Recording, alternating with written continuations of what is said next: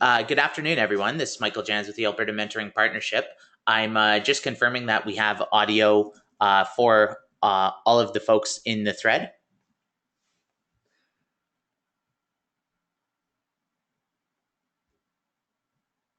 Okay, great. Well, today,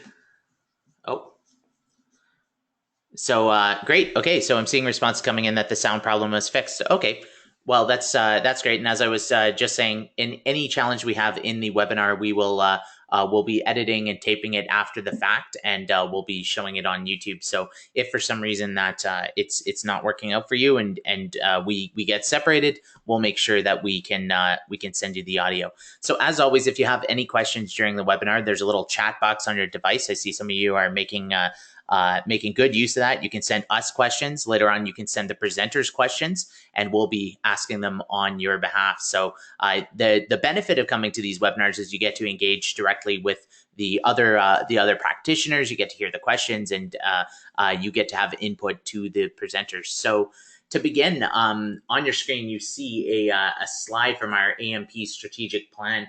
We're very excited to be entering the phase 4 of the AMP strategic plan, and one of the roles that we do is to build a mentoring community to connect and mobilize knowledge to assist in knowledge generation and to help make sure that mentoring practitioners such as yourselves have access to the latest and the greatest in mentoring research across Alberta. We also want to connect and build that research capacity. We want to make sure that we also connect and build the capacity for mobilizing with the work of partners so that the sum of the whole is greater than the individual parts.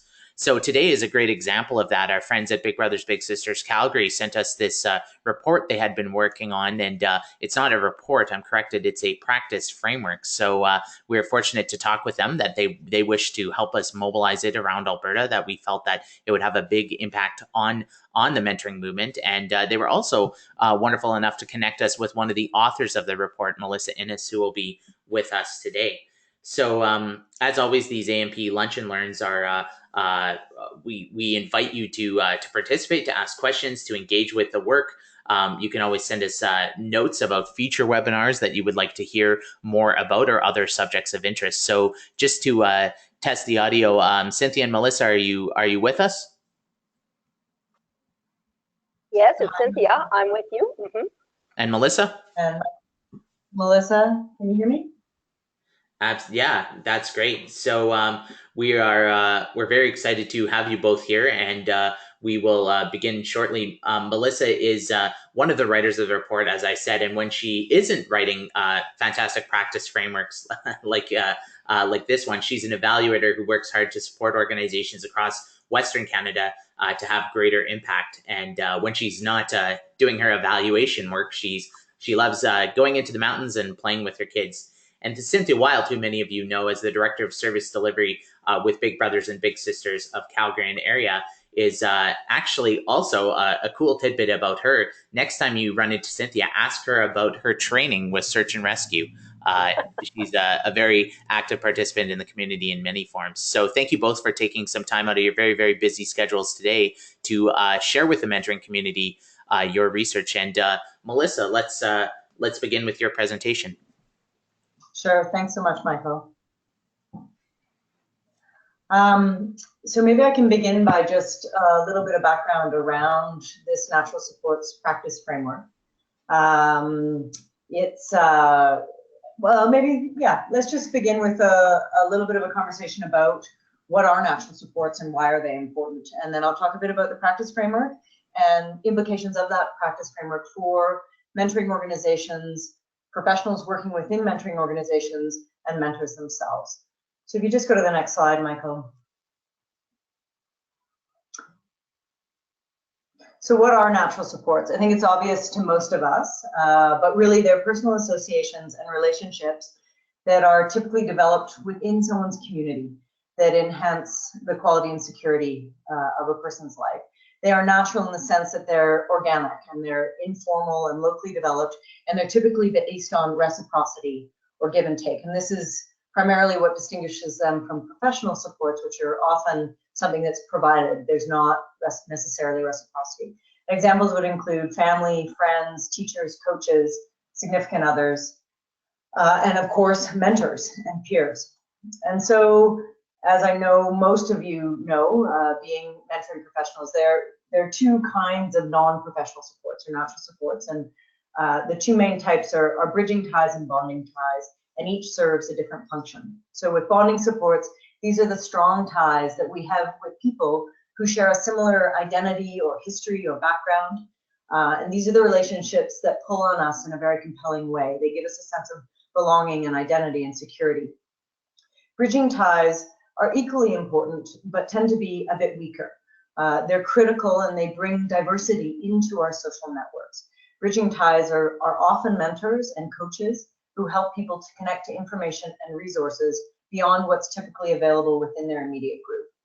Now, bridging supports can also help connect young people to their bonding supports if those bonding supports have been fractured in any way.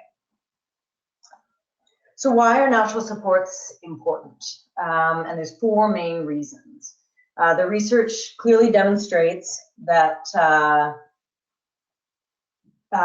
you can go on to the next slide. Sorry, I think you're using an old version. Go on to the next slide. There we go, yeah. Research clearly demonstrates that youth with strong community ties, family support, positive role models are way more likely to successfully navigate the transition from youth to adulthood. And I think, you know, the mentor video that you just saw depicts that incredibly well. If we all think back to being children and all of the people who supported us to become healthy adults, we can't do that in isolation. So supportive family and social connections are associated with lots of things: increased well-being, greater social emotional health, lower levels of stress, pro-social behaviors, increased resilience. And then the flip side of that, limited positive connections with natural supports is often a key factor in contributing to poor outcomes. So by strengthening natural supports and supporting relational interdependence between people, practitioners and mentors to a certain extent can help youth to develop the types of social environments that support healthy development. So really, natural supports play a critical role in promoting resilience, social integration, and healthy behaviors. Just on to the next slide. So the second reason is that professional supports aren't lifetime supports. And while they're very important, they're often not sustainable. Kids age out of programs, caseworkers change, programs and mentoring programs end. And if we surround young people with only professional supports, we actually increase their vulnerability. And it's important not to get me wrong here, professional supports are essential. And this approach, this natural supports approach, is in no way meant to replace them. But we have become incredibly professionalized. And over the past century, North America has experienced a monumental shift towards professionalization of caring, where functions that were once performed by community, like counseling supports for your neighbor, grieving, child rearing, all sorts of family relationships, have been effectively outsourced to professionals. And so an emphasis on natural supports helps to restore a better balance between professional and non-professional supports. So thirdly, extended periods of social quarantine create emotional and developmental harm. So there's a gentleman, Kevin Campbell, who is the creator in the States of what's called family finding. And he uses the term social quarantine to describe the process of removing children and youth from their families and communities when they are experiencing abuse or neglect. So we're thinking about kids in care, where they've been, apprehended from their families by children's services and placed somewhere else. And he points out that while the separation may be necessary in some situations where kids are at risk of great harm, extended periods of social quarantine can result in harmful emotional and developmental outcomes. And we need to remember that quarantine was intended as a temporary measure. And what we have seen in children's services over the years is that when kids do get quarantined, when they do get brought into care, they often spend the rest of their adolescence in care. And so natural supports, connecting them even when they are in care, connecting them to their natural supports can be critical to healthy development. And we should be actively helping young people to restore those existing family connections and build new ones. And then finally, there's a growing body of research around loneliness being lethal, and that loneliness is as big a factor in premature death and smoking or alcohol consumption. And social isolation is associated with several physical, cognitive, psychological issues, including increased risk to cardiovascular health in young adulthood, reduced executive function, lowered optimism and self-esteem, increased depression, anger, and anxiety. And so there's a number of longitudinal studies that really demonstrate that loneliness is toxic, and that people who feel isolated tend to be less happy, their health declines faster, their brain functioning declines sooner, and they live shorter lives. And again, much of this was reflected in that super great mentor video. So that's the why of natural supports. Now, why a practice framework? So what Michael is referring to, and what I had the privilege of being involved in the development of, was a practice framework. And this is about, we came to recognize that the importance of family, community, and peer relations is obvious to most of us, but that the idea of natural supports is intuitive, but the practice isn't. And that the research that we conducted and that others have conducted suggests that practitioners understand the importance of natural supports, but often struggle to effectively engage them. And so we found that people really believe in this, but don't know how to do it. Hence the practice framework. The practice framework was developed over the course of 2 years, and Elizabeth Dubois and myself had the privilege of working with 13 human service organizations in Calgary. We drew upon existing research and then worked with this change collective, that we called it, to build this framework. So it really was a collective effort. And Elizabeth was the one who pulled all of the information together, but the authors of the report really are the representatives from those 13 organizations. And Big Brothers Big Sisters Calgary was involved in that process, and in a previous process through the YES program, their Youth Engaging Supports program, which was a program that was designed to work with vulnerable youth and connect them to mentors to help them transition to adulthood.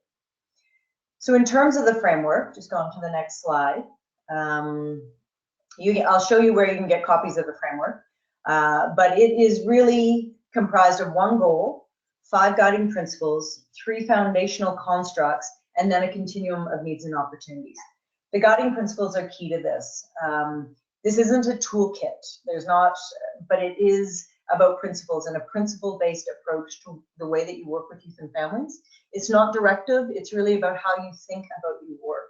And the principles can help to guide the work in a variety of contexts. So what I'd like to do is just spend a couple of minutes going through the 5 main principles and talking a little bit about what they look like in practice for you as professional supporting mentors, and then also with the help of Cynthia later on, think about what it might mean for mentors themselves. So the first principle is connection first. And this really is that we treat those of us using a natural supports approach, treat connection to natural supports with the same urgency as we would food, shelter, and clothing. So often in youth serving programs or when we're working with vulnerable youth, we think we have to stabilize youth first.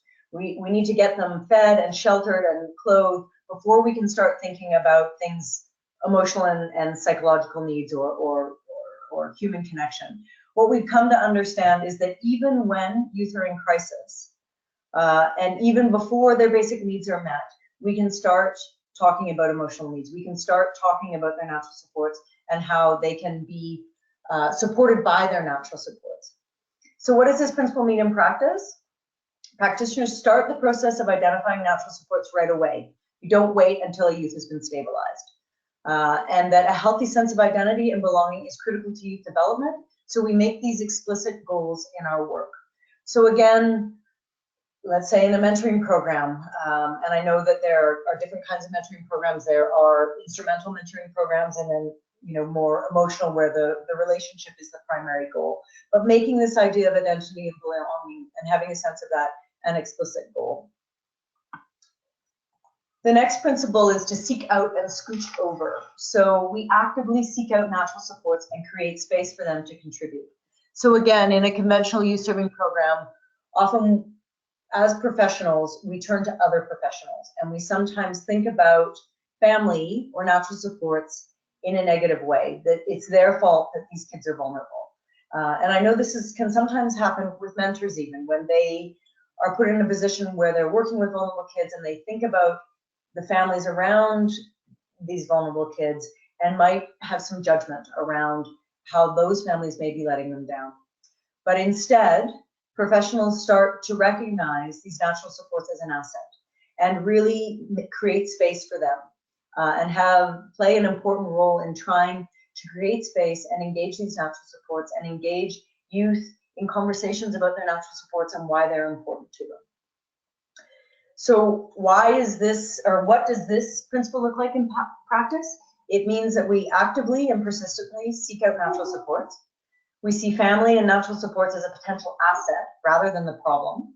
We actively reconstruct the instinct to meet all the needs through professional support. So instead of referring here or there or expecting a professional to take care of all the youth needs, we look for and seek out opportunities for family and natural supports to get involved. We relinquish the expert role. So again, recognizing the value of the natural supports and what they can bring to the table. And we make it easy for family and other natural supports to engage. So not excluding them, creating space for them, including them. The third principle is doing with, not for. And so we respect the autonomy of young people and their natural supports. And this is really based on the idea that when we do things for youth, we limit the opportunity for them to learn how to do things for themselves. And again, this would be key in mentor training. How do you create space for youth to try things and potentially fail safely? When we do everything for youth, we create problems for them when they are transitioning to independence because they don't have the capacity to set goals or problem solve or maintain healthy boundaries or keep themselves safe. So we need to give them the opportunity to practice these skills with coaching and supports, and mentors are perfectly positioned to do this. So in respecting youth's autonomy, mentors and other professionals enable them to build skills in a safe environment and provide space for natural supports to assist them. So in practice, we resist the urge to problem solve or fix things for youth, knowing that this can interfere with their learning process. Youth defines what family means and who should be involved. So we let them decide who are their natural supports. Instead of forbidding contact with people we don't approve of, we work with the youth to develop strategies to help them to navigate these relationships. So what we found in working with some of the youth, that they will identify people who are important to them, who we sometimes feel aren't necessarily the healthiest people for them. But what happens if we try to forbid contact or judge those relationships simply go underground, and we lose any opportunity to help the youth navigate that. So it's about respecting the youth and building their capacity to navigate their own imperfect relationships. And we work in partnership with youth, ensuring that their perspectives and priorities drive the work. And I think this can be really important in a mentoring relationship where the youth is provided with opportunities to decide what that mentoring relationship is about and what they want to get from it and contribute to it. So the fourth principle is social emotional learning, and recognizing that some youth, especially those who may have experienced trauma, may have had disruptions in healthy brain development, and they may have challenges in creating and maintaining healthy attachments and relationships. And so there's an opportunity when we engage with youth as professionals or as mentors to help youth begin to develop and maintain reciprocal and supportive relationships. They need social emotional skills to do this. And these are things like self-awareness, self-management, social awareness, responsible decision-making, and relationship skills. Being able to communicate, cooperate, negotiate conflict, seek and offer help, navigate peer pressure. So part of the work from a natural supports approach is focusing on social emotional learning and making sure that not only do young people have life skills, like the instrumental skills, but they also have these social emotional skills. So in practice, this means that we commit to learning how to effectively support the healing process and help youth repair fractured relationships. So there may be broken relationships and they may have experienced trauma and grief, and we need to create space to support healing and recovery. Some youth may have had healthy relationships modeled, may not have had healthy relationships modeled for them, or may have challenges maintaining relationships and managing strong emotions and reciprocity. With natural supports, we can help build their capacity to do that. And then supporting youth to develop relational discernment and help them to make meaning of relationships they have lost. So sometimes they're in relationships that aren't terribly healthy, and they need to navigate those and make good choices around those and help them to make those choices. And then sometimes relationships have ended and they need to make sense of that and be supported in working through grief and loss related to that. Finally is this idea of harm reduction, a harm reduction approach to relationships. So we cultivate a more realistic approach to risk management and safety. So again, this goes back to youth not always choosing the best people or having what we might consider the best people, but these people are still really important to them. So a natural supports approach respects youth autonomy and lets them take the lead in identifying their support network. Some of the supports they choose may be risky. You know, it may be a youth who's recently achieved sobriety and wants to connect with an alcoholic aunt. Our instinct sometimes is to create boundaries and to mitigate the risk.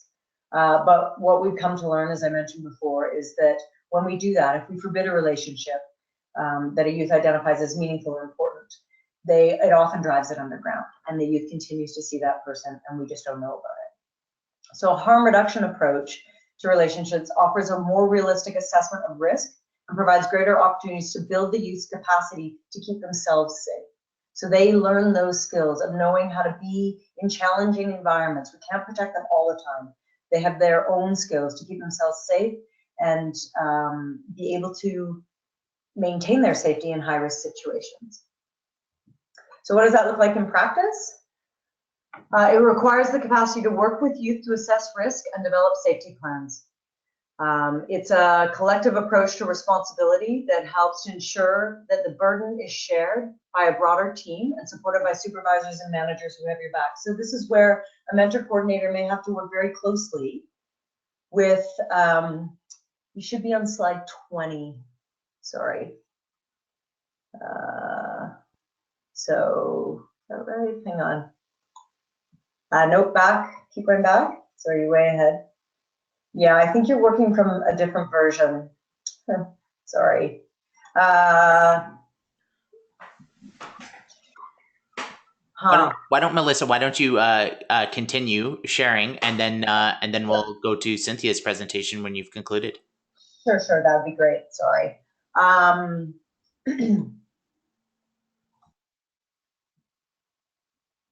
Okay. So in terms of the harm reduction approach, and especially with mentors, it may mean that a mentor coordinator needs to be providing more support to a mentor as that mentor helps a young person to navigate tricky relationships and making sure that they're supporting one another to help that. Then finally, you can see on the overarching framework, this needs and opportunities. So this is like a continuum. And some youth are at a position where they're just curious about engaging natural support. So your role is to help them to cultivate an interest in connecting with natural supports. Another youth may be really keen in trying to find and identify potential supports. Other youth may need help strengthening them. Others restoring and healing the relationships. Others need support maintaining connections, and others are trying to transition to other relationships. So positioning youth on this continuum is quite important when we're thinking about what kinds of supports we're going to provide to a young person as they navigate more and more of their individual relations. So you can just go to the slide on what's next now, Michael. Yeah, so we've developed this framework and it's been fairly widely distributed now.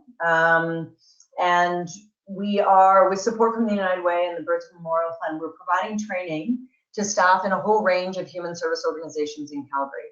So it's a two-part training that is built around the framework. We're also continuing and expanding this Change Collective, which involves agencies who are working with vulnerable youth, both mentoring and non-mentoring agencies, and helping to continue to build collective capacity to do this.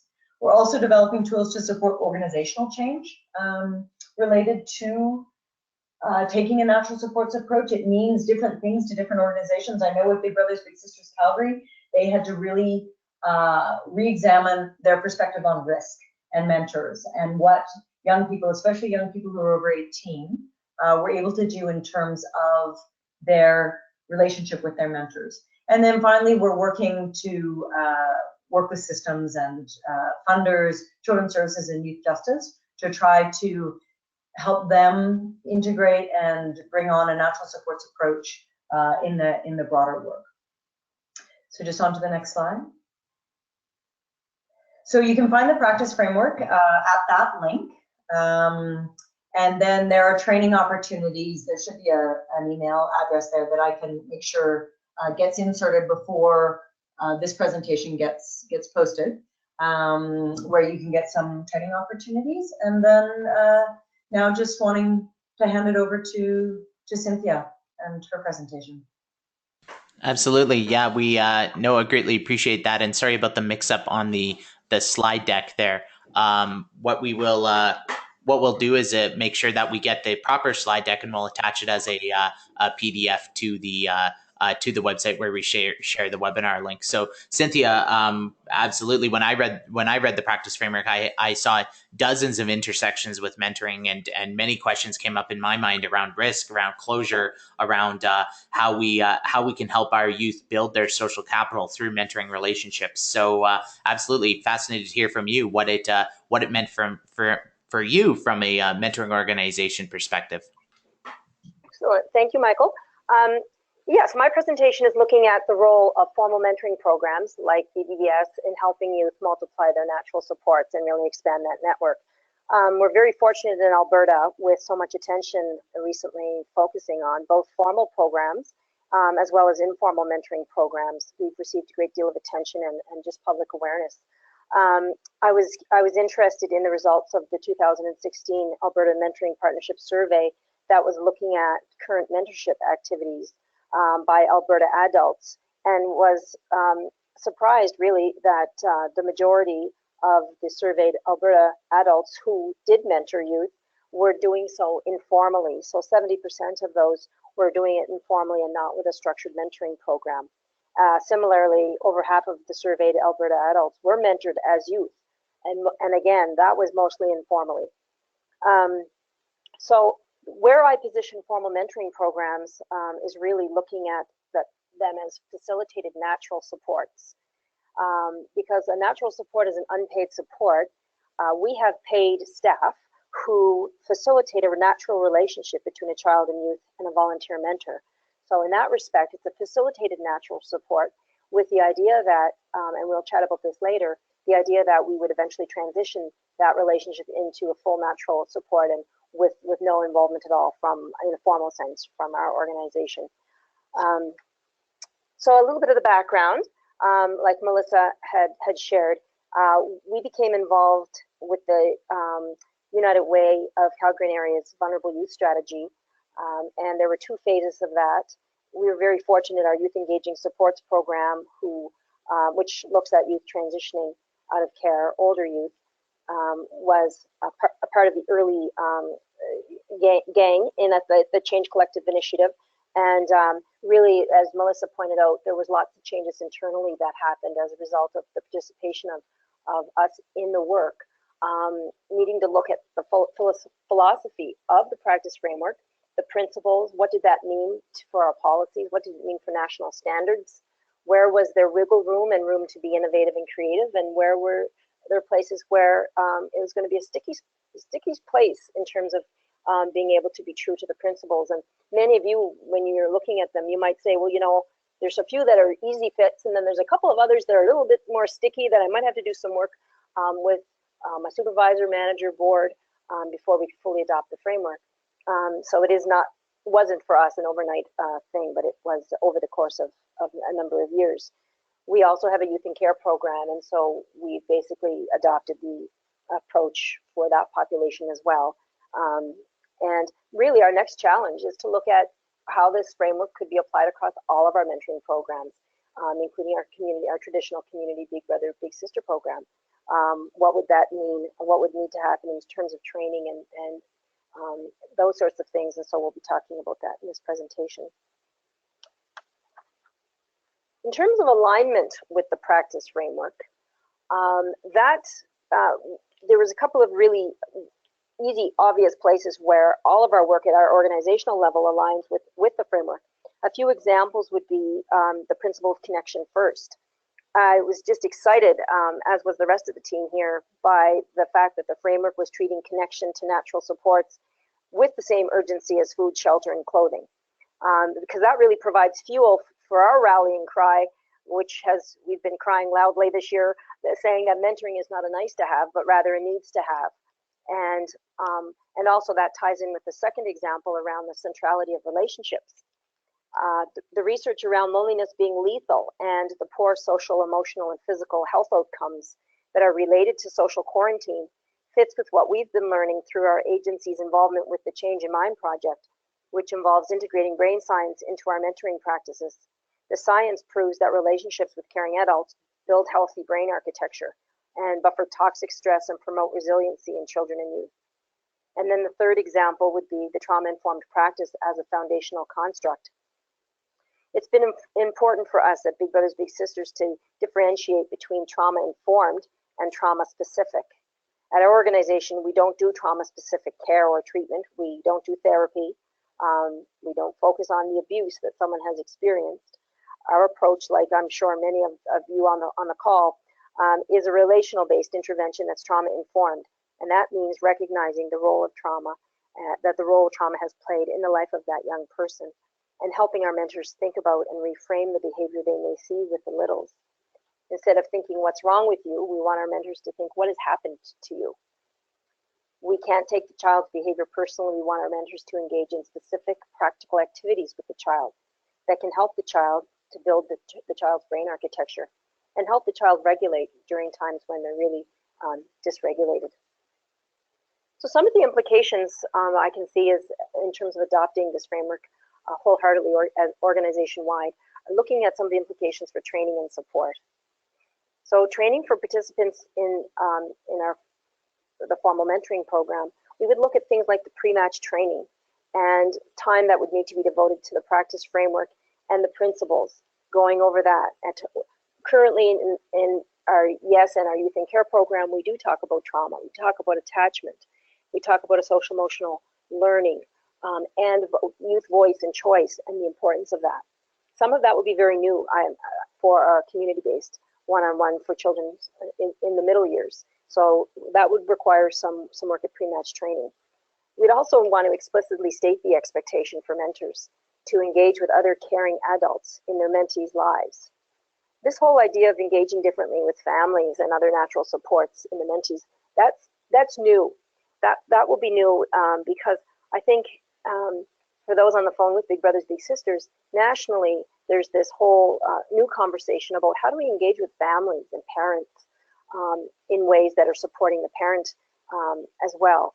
And so I think that getting to know those natural supports and ensuring that you're facilitating strengthening of those supports where they need strengthening is a role that we would want to see when we were doing the training for mentors, that they understood that was something that we would hope that they could work on as well with the mentee.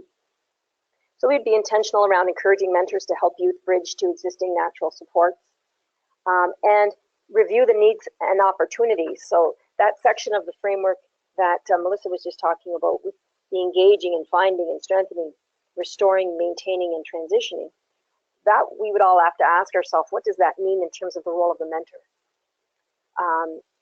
And that can provide and will provide some very interesting dialogue around, is this getting too complicated?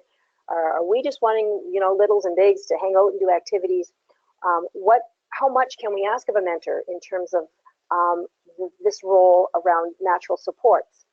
Maybe it's engaging and helping the youth find them. Maybe that's where the comfort zone is for an organization. When you start talking about restoring and supporting healing and restoration, is that sort of getting a little bit too clinical? Is that feeling a little bit uncomfortable to be communicating that to mentors? And that's just all really good conversation that needs to happen so that people find themselves, every organization finds themselves within a comfortable place within the framework. So looking at training natural mentors in youth, this is something that formal mentoring programs, as far as I know, at least in Alberta, haven't done. So the idea here would be that you would, as a formal mentoring program, train community adults to build capacity as natural mentors. So these would be natural mentors and youth not involved in a formal mentoring program. And with the natural mentor training, you would find adults who may be school or after school staff, community members, business leaders, etc., and you would work and train them to build their capacity as natural mentors. And then with the youth training piece, you would provide training for youth to develop their capacity to identify, reach out, and maintain natural mentoring relationships with the adults within their existing social networks. The youth and adult training is kind of a combo. This was out of some work based on Dr. Noelle Hurd's research, who was really looking at workshops in which youth identify a non-parental adult to participate in the training with them. And then the training can facilitate the development of the relationship between the youth and adult, as well as developing the youth's capacity to identify and develop relationships with supportive adults. So, you know, on the phone call, you might be saying, well, that doesn't sound like our mandate at all, or that would be nice, but who's going to fund that? And what, you know, where am I going to find the other 12 hours to my day to do this piece of work? But it is interesting that natural supports and the whole conversation and the awareness just of how significant they are, I think is opening up that conversation in a different way, especially with agencies where their capacity to serve children and youth is limited. I know in our organization, we have children on a wait list, and they could expect to stay on that list for some time, especially in our community-based one-on-one program. We have volunteer mentors that want to mentor them, but we don't have the staff currently to be able to provide the match support. So we have a block in being able to provide that service. So thinking about training natural mentors in youth so that the youth would have some support, it's not something that would be completely out of the equation. The other thing is, we know that more is better in terms of natural support. So even if we've created the best match ever, the magical match, and they're getting along very well, and that relationship is sound, you know, there's always the idea or the possibility that that match will eventually graduate, transition on, and we wouldn't want to be leaving. My philosophy is we wouldn't want to be leaving that young person in a more vulnerable position after the mentor is no longer in that child's life. So if during the course of that relationship, there was an intentional approach by the mentor to widen that web, for those on the phone that are social workers, you'll remember the eco map as a tool of really mapping out what are those connections to people. And the goal, of course, was to make sure that by the time you finished your work with them, they had an expanded web of informal social supports to rely on in times of need, like we all need in our lives. So the idea that natural supports doesn't take away from a formal mentoring program, but wouldn't it be cool if that was a targeted intervention, a targeted activity, or something that mentors were trained to think about right from the beginning, and they had that in their radar, so that we're creating young people that have lots of sources of support. In terms of implications, yeah, so I think I've covered the implications for the match support here. Depending on the youth, as Melissa mentioned, support for the mentor around the harm reduction principle and assessing risk, that I think might be a sticking point for some looking at the principles. You may have been nodding all the way down until you got to number 5, harm reduction. I know if you're part of Big Brothers Big Sisters or other programs that have are accredited, often there's language in those accreditation standards that is pretty risk adverse. I mean, it's a good thing in that it wants to ensure the safety of the children and youth, but on the other hand, it can become challenging when we're trying to do what's in the best interest of youth. And as Melissa pointed out, young people will go and hang out with and have connection with people that they're going to, regardless of what we might have in our standards. And so how can we do that in a way where we can ensure that there's safety planning in place, that we can work with, that we can help the mentor support the mentee in thinking through all those possible risks, so that it can be the safest connection as possible, given the circumstances. So lots of interesting discussion at your tables, I'm sure, when you're tackling that one. Okay, so I think bridging youth to additional natural supports. This slide is really just looking at mentors are encouraged to be curious and conscientious of other supports the youth have in their lives. And how can we be intentional in bridging our youth to other supports? Programs can adopt strategies to support natural mentoring relationships among youth participating in formal mentoring programs. One of our goals here this year is to look at our Youth in Care program, and it already, if you look at the reasons for match closure, we're not actually properly tracking how many of those go into natural relationships, transition and natural relationships, because oftentimes the box that gets ticked is, that the mentor completed their, requirement or met their obligation, but it doesn't really, there isn't a box to check to say that this relationship transitioned to natural relationship. Although the verbal case notes that we have and our practice experience tells us that even without doing a thing and lifting a finger, we're already seeing probably somewhere between 30 and 50% of those matches continue in a natural relationship after the formal involvement of BBBS is over. So one of our challenges that we were taking on this year is to look at what could we do, what little or big tweak could we make to our current program model to see that number increase, to see an increased number of natural transitions. Is there something we would do, whether it's at the screening and intake piece, whether it's at the match support, or somewhere along the journey of the life cycle of that match? Is there something we could be doing to intentionally try to drive and steer towards transitioning to natural supports? So there's really two things. We're really looking at how can the mentoring relationship go on and transition, and we're also looking at during the life of that relationship, how can the mentor support the young person in getting additional natural supports? Because otherwise you're screening in mentors saying, hey, we're not screening you for a year, we're not asking for a year commitment, or even 2 years, we're asking for a lifetime. That might be challenging for people. And I can just hear people on the call saying, okay, no one will ever want to come and sign up, and really it maybe not be fair to be asking for that kind of a commitment, which is fair enough, which is why it's even more critical though that they use their opportunity and their influence and that closeness with that little to see if they can expand their natural supports. Okay, match graduation and transition. Looking at that part of the match journey, what we've tried to do with the YES program is look at incremental closing. And really what that means is that the matches are transitioned to independence once they're strong and stable. We get out of the way, but we stay pretty close in case things get challenging and they need support, they can ask for it. With a lot of those matches, there's a longer term on the demand support is available. Unlike the community base, we do ask for a longer period of commitment for youth in care and youth transitioning out of care, simply because the nature of their traumatic experience and the adverse childhood experiences has resulted in their, they spell trust in a relationship, T-I-M-E.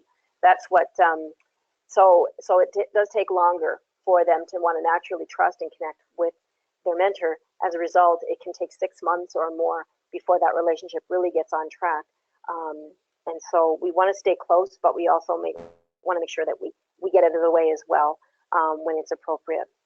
So we're supporting mentee. And the other thing is that we have this language around match closure, match termination, all these terms that, I mean, we don't like them to start with, but they can be really triggering for children who've had system involvement because they've had, they've heard things like termination of parental rights, that type of language they have real triggers for. So really want to speak about match graduation and transition and celebrating the time together. In the framework, you'll see a little piece by Samuels that talks about relationships being for a reason, a season, or a lifetime. And it's a really interesting frame to put on our mentoring work because some of our work is group-based, and you might have a 16-week or 12-week group program in a school. And so you're thinking, well, how is this supposed to fit? So it's not really about that it has to be a certain length in order to look at this framework and its applicability. It's really about what you do with the time that you have and with that young person, and just recognizing the importance of connecting with the natural support they may already have. And for kids that don't have any, it's about how do you start working and talking with that young person about who could they have, what could be a way that the young person could reach out, what skills might they need to develop.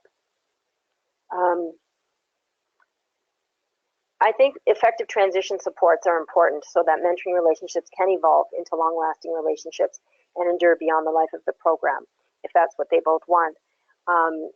So I think that this whole area of graduation and transition just needs to be approached very delicately, especially with populations that have had multiple social network disruptions and out-of-home placements. Recruitment and screening is really how would this be different if you were looking and adhering to this approach? Well, really, in youth-initiated mentoring approach, in which the youth select a mentor from their existing social network, has taken on some steam. If you look at Mentor, the site in the States, and you just Google youth-initiated mentoring, you'll find all kinds of studies now on looking at that, especially with populations like kids in foster care in the States, racialized youth in the States. They're finding that there's some nice success with youth-initiated mentoring, and it includes we might include a short screening assessment tool such as an eco-map in order to assess the youth's existing natural supports. One of the pieces of youth-initiated mentoring, and we can go to the next slide, is that it empowers the youth to identify and engage potential mentors from within their existing constellation of caring adults in their lives. And because of this approach, because someone's not directed to them, this is your match, it builds the fact that they already have these people in their lives. It can help facilitate a strong emotional bond in a quicker, more efficient manner because there's already a relationship.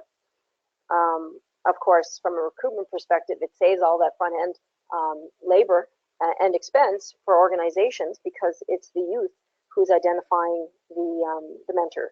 So it's only the recruitment of the youth that the agency is concerned with. But not all youth have access to a dense network of caring adults in their communities, and they might not, even if they did, they might not have the skills to figure out how to engage them. So youth do need help in identifying and engaging with potential mentors.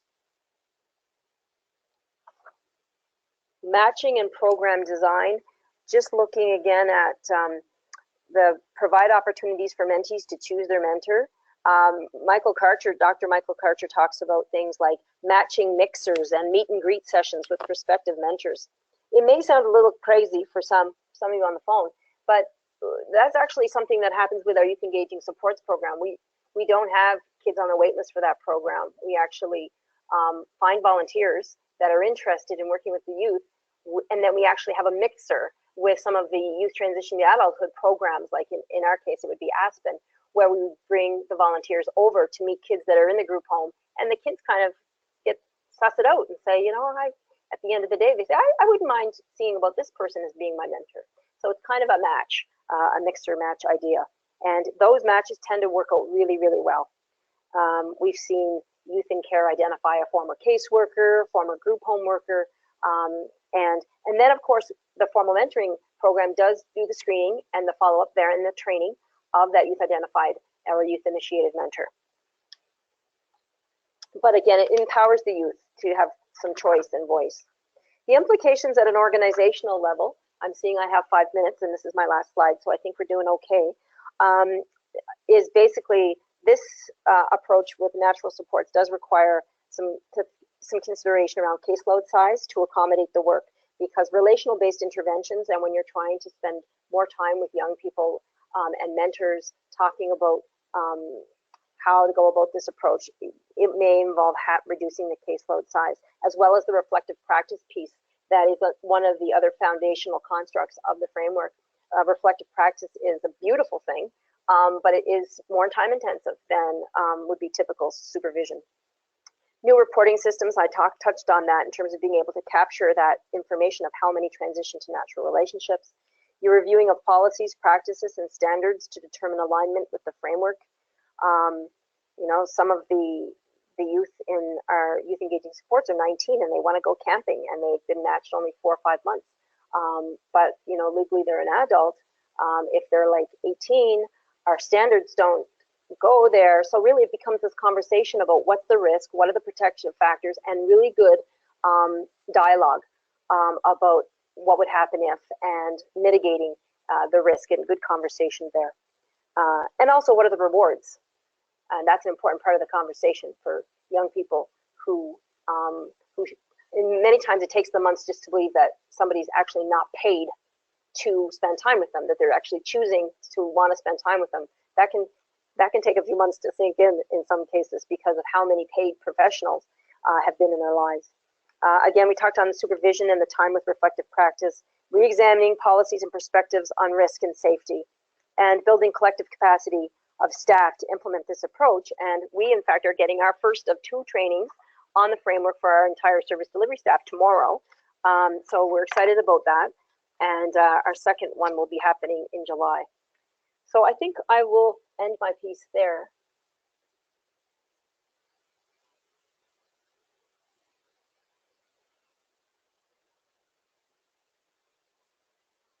Michael, are you with me?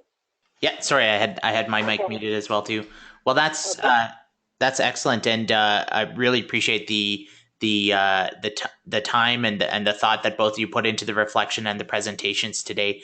Just very quickly, if you're interested in learning more or keeping in touch, if you go to the Alberta Mentors website, albertamentors.ca, we have a blog over on the right-hand side of the page, and that's where we post numerous updates, we share research, etc. And we did post a link as well to this report, and we'll be updating it with a link to the video, the copy from the webinar today, as well as the PowerPoint presentations. We'll put them together in PDF for viewers to learn more. So I know I learned a lot. I think it's fascinating, and we'll see how it transitions. One question that was posed to us is, how did the practice framework take into account cultural communities or Indigenous communities? Was there special attention given to addressing issues of cultural integration, or trying to ensure that youth, when we take a look through the different research, that some indicate that it's helpful to have certain cultural mentors or that familiar piece. Others have said that there's value in new faces and building social capital beyond a particular cultural community. How was that taken into account in the practice framework? That's a really good question, Michael. In the practice framework, we did not address special groups directly. We were vividly aware of the different implications of the framework for various groups, whether it be LGBTQ or Indigenous people or newcomers to Canada. I think, again, taking a very individualized approach and depending on the young person and what their needs are. So if their needs are really primarily around identity and belonging, then the importance of somebody that creates a bonding opportunity and meets some of those needs will be very important. In terms of if a youth is looking to connect beyond their existing community, then identifying somebody who might be able to provide those supports.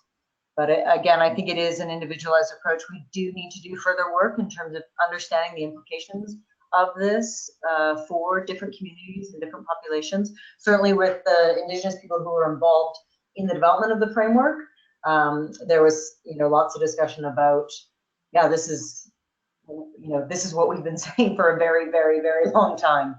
And so there was some great input in that regard. Absolutely. It's also very closely aligned with Science of Safety and work that Children's Services is doing, which is very much focusing on looking for an asset-based approach to looking at families and building safety inside families. Another question that was posed was in relation to the practice framework and schools. Did you have educational organizations who participated in the work? We didn't. No, we were really. This has been a staged approach, and we were really intentional about keeping the Change Collective reasonably small with those 13 organizations. And we debated the pros and cons of that extensively, but eventually landed on having frontline youth-serving practitioners in the room so that we could really build a tangible framework that spoke to people who are working directly with young people and their people, their families or their natural supports or their mentors. And so that, again, that was a tough decision to make, but that was the decision we made. Yeah, so no, didn't work with teachers, didn't work with schools. that's most helpful. And Terry asks, are there resources regarding liability for setting up a quality mentoring program? Let's take that in two parts. First of all, the issue of liability. I know, Cynthia, you talked about it, about risk. How was that question navigated? Well, I think part of it is that it will be interesting as we try to roll it out across our community-based program for the younger children. The older youth who were over 18, our standards didn't apply necessarily to them. We have standards around they have to be matched for a year before they can have an overnight and various things for the younger kids, but we didn't have that. It really became more of an internal conversation about managing that risk, working together with our community partner where that youth was residing with them. And so I think that it does raise a point, though, about what kind of clinical skills your staff teams might want to have. I mean, my own background is with domestic violence and homeless families, and I really enjoy having the dialogue around, thinking of the questions that we want to think about to ensure that we're all comfortable with whatever's going to happen, knowing that we can never prevent things from happening, but also weighing that against the complete benefit for the young person. So I think it does require some trust and from your board, an organization's board, that they've got the right people in place who are trained to ask the right questions, so that you're going forward in a planful way that's going to mitigate the risk. Now, for the younger kids, that's going to be really interesting, and we may need to, for certain programs, start looking at substitutions or that new pathway that they have at Big Brothers Big Sisters when you have an innovative practice model, and start putting that together and hoping to get that approved. I'm not sure yet where that will go.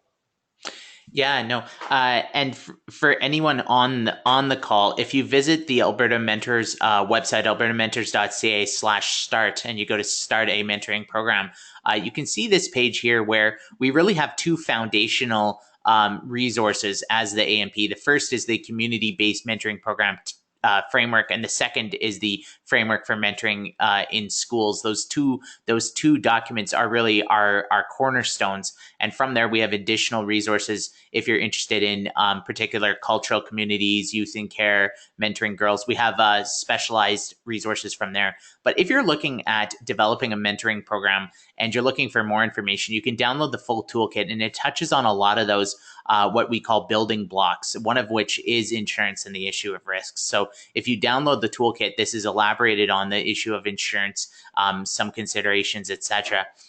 And you can always send us an email at mentor.support@albertamentors.ca, and we'll be happy to connect you with further resources. And we encourage you to download the toolkit.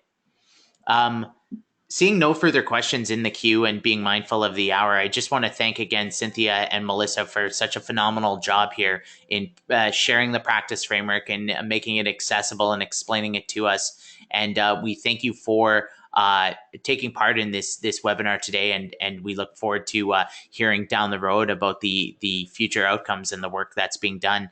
If anyone on the call is not a partner of the Alberta Mentoring Partnership, again, it's a no-fee partnership. There is no charge. It gets you access to online mentor training resources, to an opportunity to participate in a mentoring community of practice, and to get to know other folks who are doing great work for kids across Alberta. So visit albertamentors.ca for more information.